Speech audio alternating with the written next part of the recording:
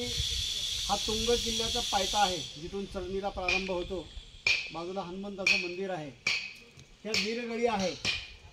वीरगळ म्हणजे मुळात संकल्पना अशी आहे की एखादा वीर सैन्य किल्ल्याच्या संरक्षणासाठी, देव देश आणि धर्माच्या रक्षणासाठी धारातीर्थी पडणं म्हणजे मरण पावणे, स्वर्गवास प्राप्त होणे.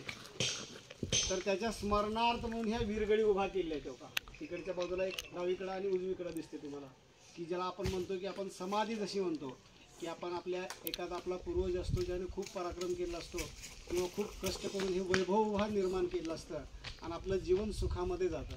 त्याच्या स्मरणामध्ये आपल्याकडे समाधी जसं बांधल्या जातात, स्मरणिका जशी तयार केली जाते, तसं आपल्या ह्या वीरांसाठी, जे वीर आपल्यासाठी लढले, देव देश आणि धर्म त्यांनी टिकवला, त्यांच्यासाठी ह्या वीरगळी निर्माण झाले.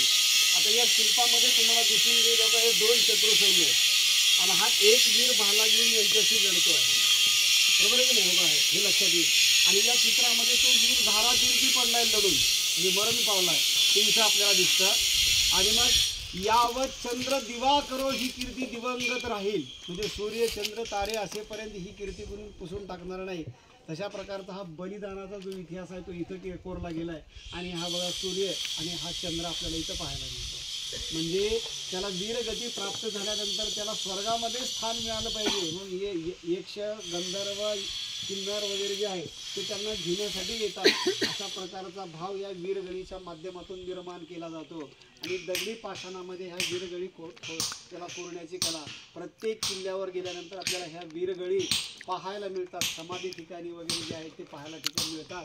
म्हणजे हे आपल्याला प्रेरणादायी अशी ठिकाणं आहेत की ज्यामधून हा इतिहास आपण वाचून, हा इतिहास पाहून आपल्या मनामध्ये अशा प्रकारचा पराक्रम निर्माण व्हावा आणि तशा प्रकारचं आपणही देव आणि देशधर्मासाठी काम करावं. केवळ गडकिल्ले पाहूनही त्या गडकिल्ल्याचं संरक्षण आणि संवर्धन पण करण्याची जबाबदारी आपल्याकडं आहे.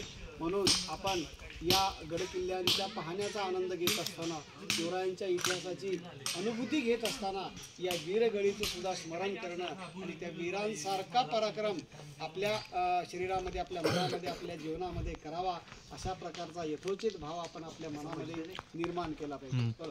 छत्रपती शिवाजी महाराज की जय. भवानी